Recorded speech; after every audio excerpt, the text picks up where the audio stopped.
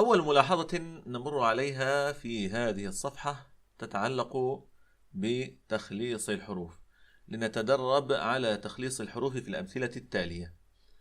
فتخليص الحروف إخواني الكرام يعني تخليص الحروف المرققة من الحروف المفخمة، كما في هذا المثال عندنا يتربصن. هذان الحرفان مرققان، را مفخمة، ب مرققة، الصاد مفخمة، والنون مرققة. لاحظوا، مفخم مرقق مفخم مرقق وهكذا. فيجب أن نقرأ بهذا الشكل: يتربصن، يتربصن، هكذا، ولا نقول يتربصن هكذا نفخم الجميع، فلا يصح. إذن يتربصن. فحاولوا أن تكرروا معي: يتربصن بهذا الشكل. أيضا لاحظوا إخواني إلى هذا المثال: عرضتم. فهنا ننتبه إلى عدة أشياء. أولا العين مرققة، عر، لاحظوا، والضاد ساكنة طبعا وليست مقلقلة. الضاد ليست من حروف القلقلة، إنما يجب أن تأخذ حقها من الاستطالة هكذا: عرض، عرض، لاحظوا. ولا ندغمها كذلك في التاء، فبعض الناس يقرأ هكذا: عرضتم، عرضتم، هكذا لا يصح، إنما عرضتم، تم، هكذا. فصوت الضاد مستقل عن صوت التاء. إذا نقرأ هذا المثال وحاولوا أن تكرروا. وكما ذكرنا ننتبه إلى الضاد، الضاد لها زمن، الضاد رخوة. نعم، عرضتم، مرة أخرى، عرضتم، هكذا.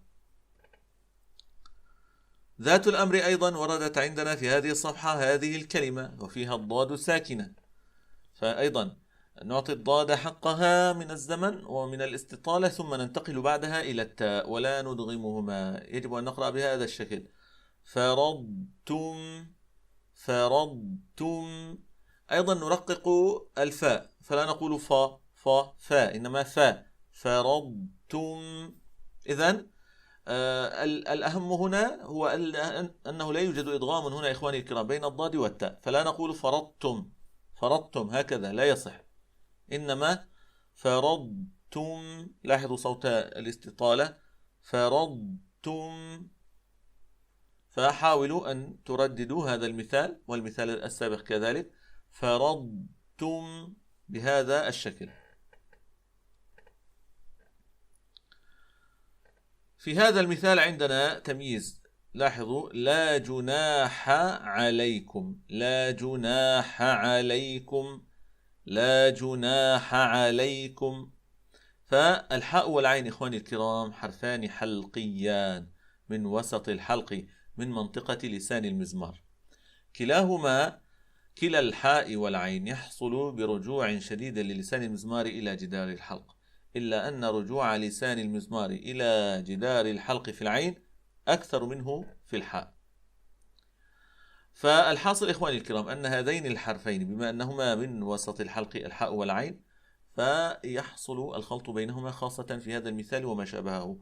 لا جناح عليكم، مرة أخرى: لا جناح عليكم. فننتبه إلى أن نعطي الحاء حقها والعين حقها، فإذا استعجل القارئ أو ترك فمه على راحته فسوف تختلط هذه الحروف ببعضها، فنسمع من يقول هكذا: لا جناح عليكم، عليكم هكذا بهالشكل، فهذا لا يصح.